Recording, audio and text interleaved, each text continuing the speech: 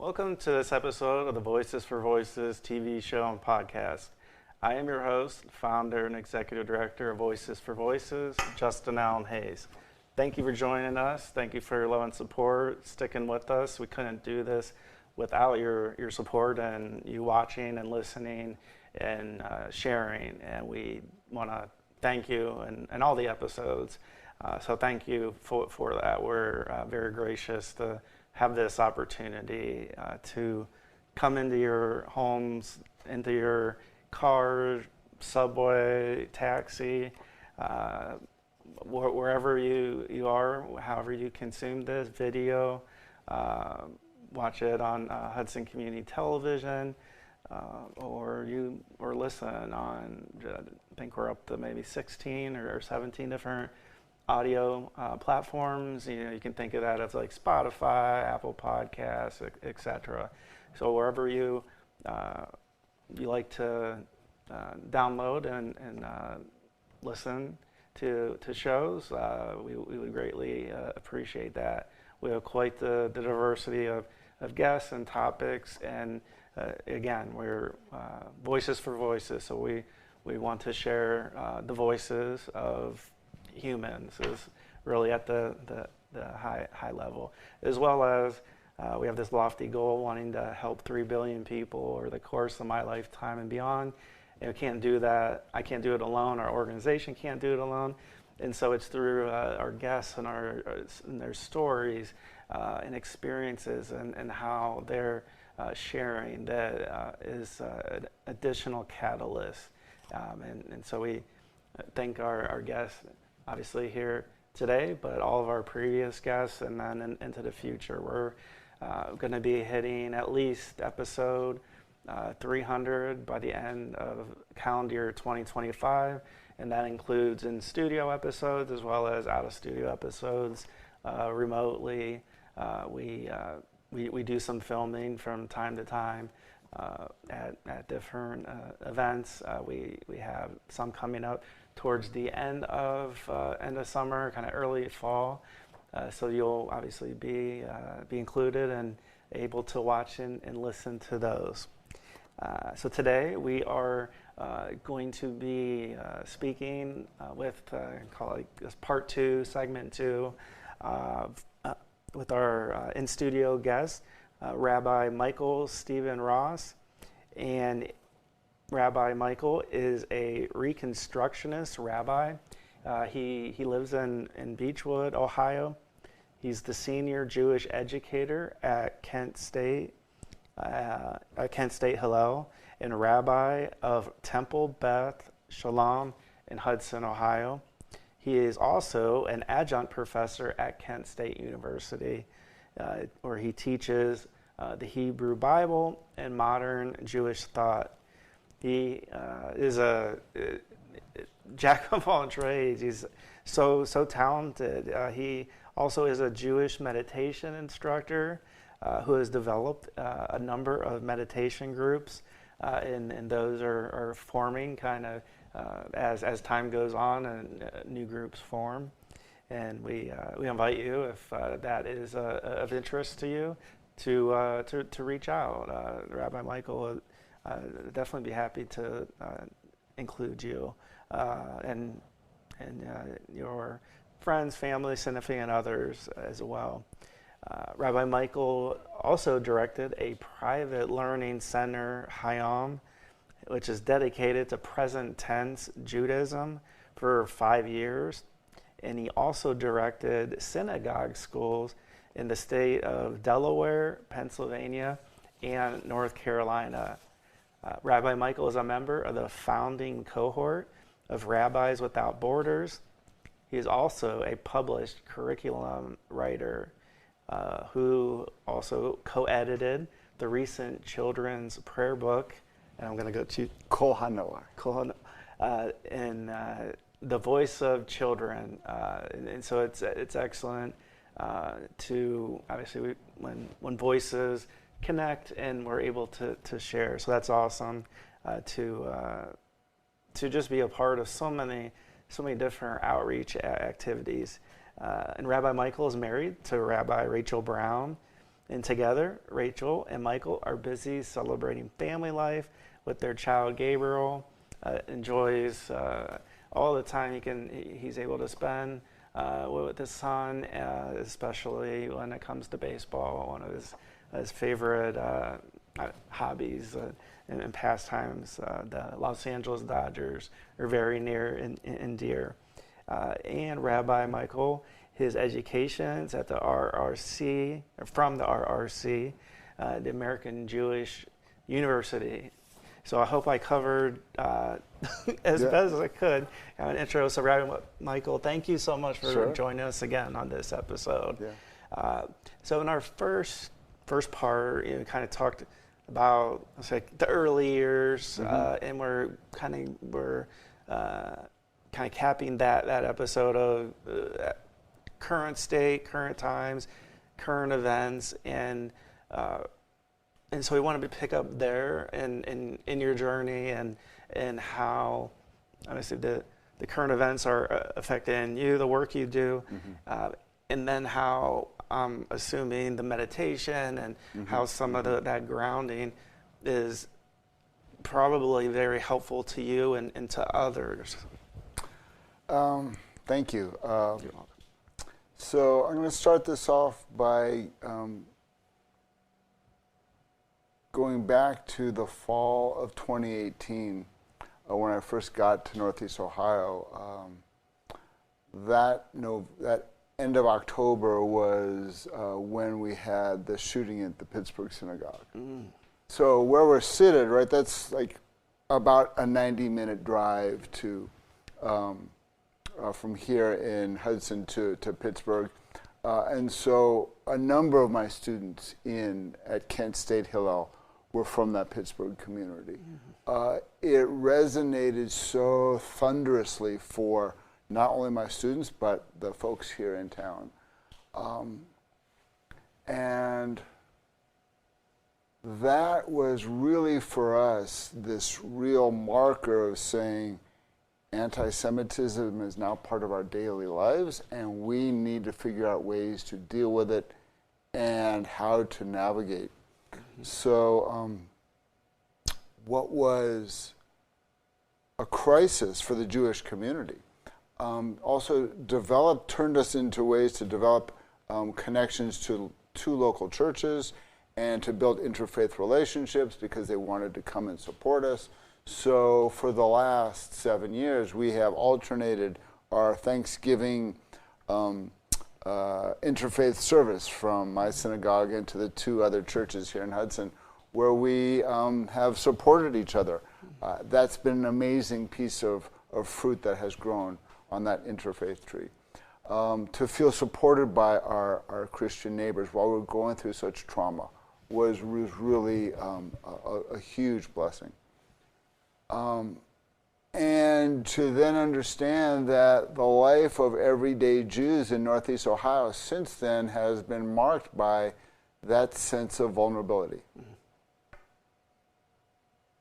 My son goes to a Jewish day school. Every day when I drop him off, he is greeted by a police officer.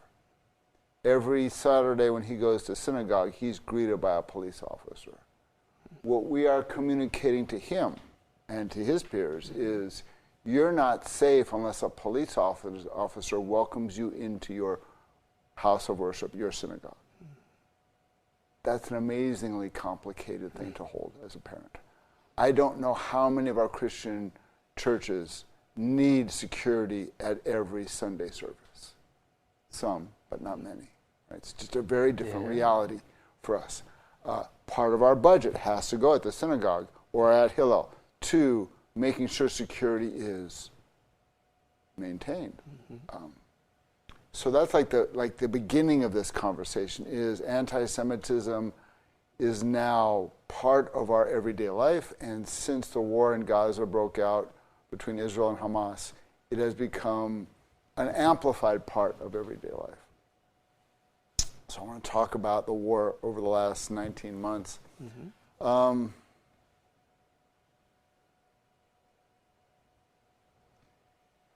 My work has changed because of the war. And it's really a fascinating thing to focus on, like what do I do now differently, because my students at Kent State need someone who will listen to them without question, wherever they are responding to the war, left, right, or center. My members in Hudson need someone who will hear their anxiety, hold their pain, allow for us to talk about that. So the first piece of this, I think, for the Jewish community was just navigating the experience of communal trauma. That event on October 7th was such a break, such a horrible tearing of a sense of security that for all of my life, Israel had been a place where Jews go to feel safe. And then on that morning, it was not a place to feel safe. So part of my response to October 7th is one to hold the trauma of my friends, my family, my community, my teachers who are in Israel, with great compassion and great tenderness. I took a trip to Israel a year ago, March, so in March of 24, 30 Jewish educators went on a trip to meet Israeli and Palestinian educators for 2 weeks and talk to them about how are they teaching their communities, how are they negotiating this trauma, and how are they talking about it, creating a narrative of the experience. One thing we learned in this trip was that we don't heal from trauma. We move on from trauma. We learn to tell the story of the trauma, and hopefully our narratives that we begin to tell after the trauma allow us to engage with life afterwards. So the piece I was holding was not just the pain of the Israelis I was meeting and feeling connected to, and that sense of peoplehood, really feeling vibrant and passionate, but also the pain of the Palestinian civilians, the mothers who were burying their young children, who were also going through great trauma as well. And so I felt like on that trip I was carrying both traumatic experiences side by side.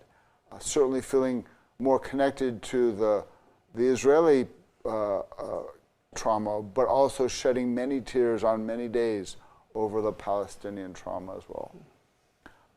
And I came back from that trip with a very simple idea. I felt a great joy of feeling connected to my Israeli friends and family and teachers.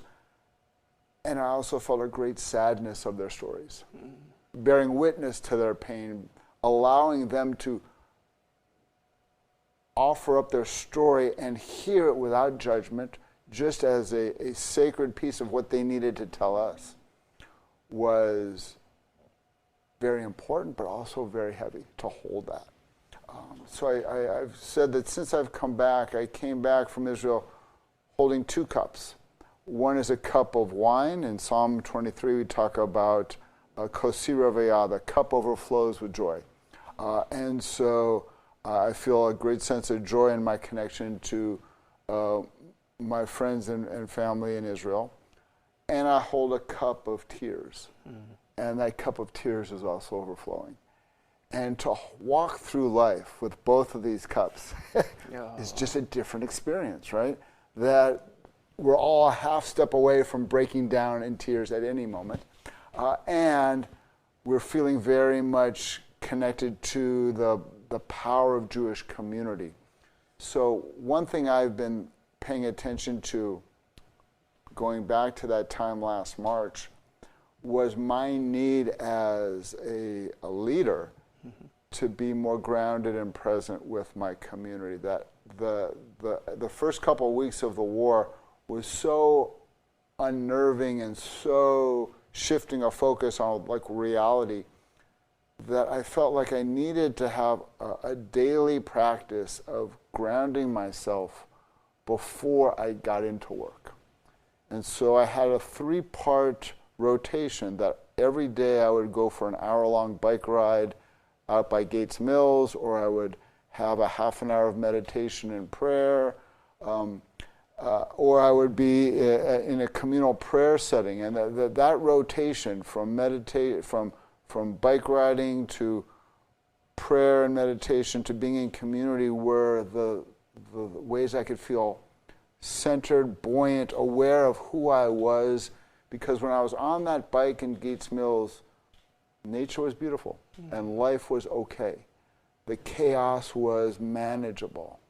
When I was in my meditation sits, I could notice how my body was that morning. I could notice my emotional realm and whether I was feeling connected to my emotional realm. I could notice the thought patterns that would arise in my mind, and then I could invite my soul to be present with all of that. And so that 4-part meditation that I developed during that time really has allowed me to feel a sense of centeredness and like I can be in the pain and I can still celebrate the beauty of a spring day.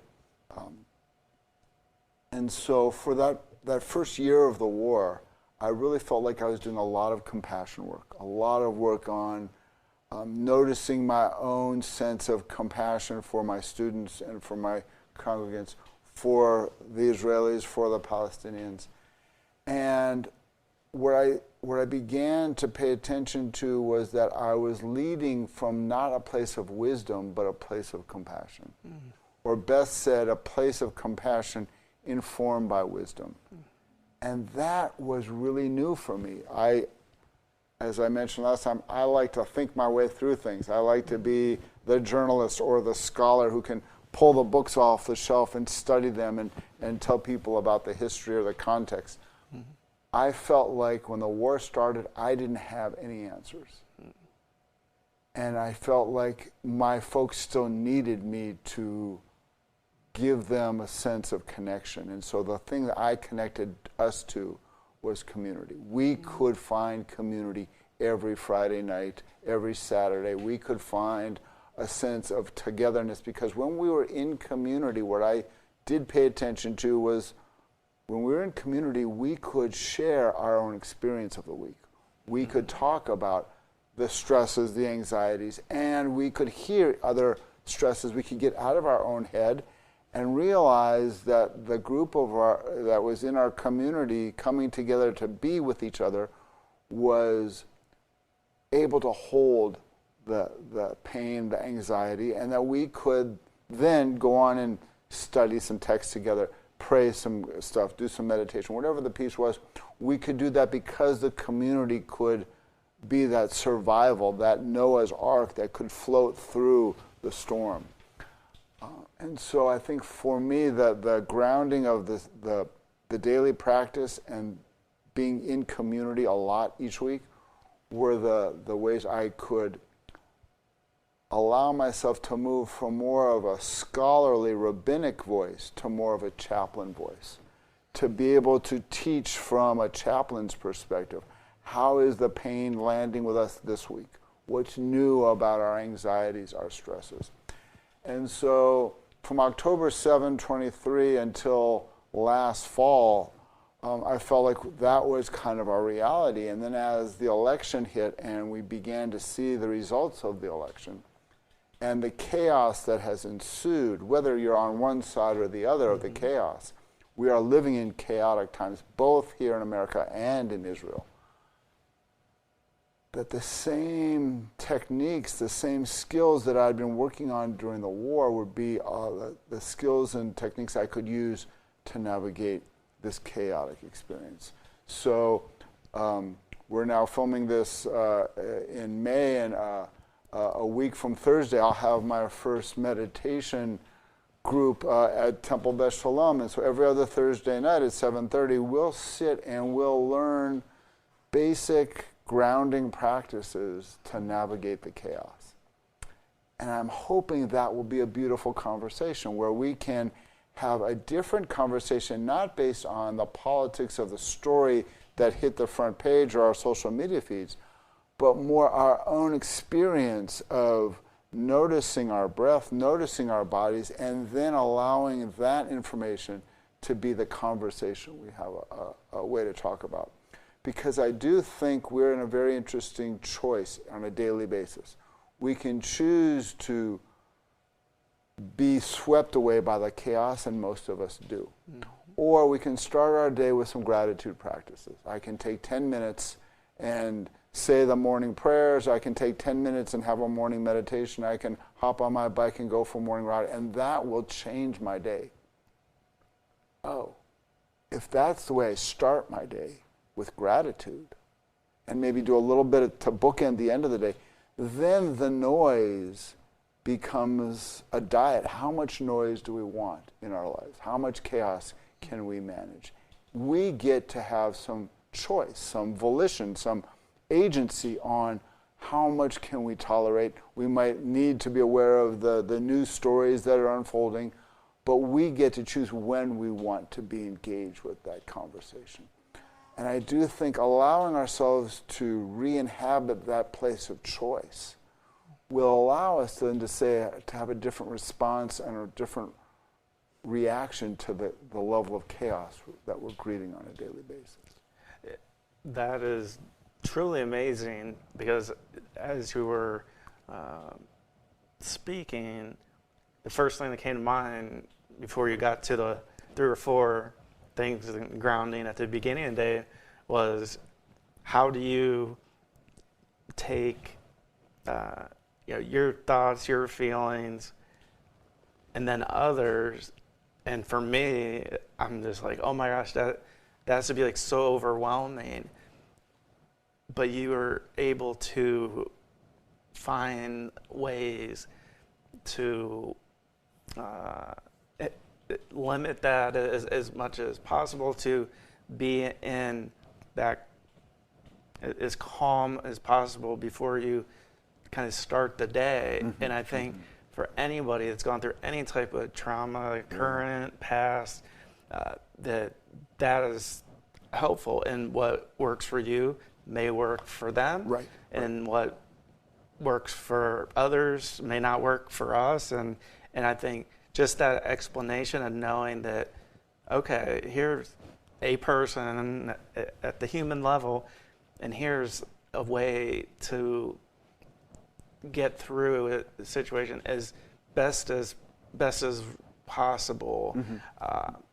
Was that movement into those 3 or 4 activities to start the day, was that immediate, or how did you just land on not just even just a specific, but just in general, like, I need to do something? I came up short at work. It was like the first month of the war, and I was up too late reading the overnight news, and I was up too early responding to the overnight news, and I could see that many of my staff at Hillel were also frazzled by the rawness of the news. And I was not,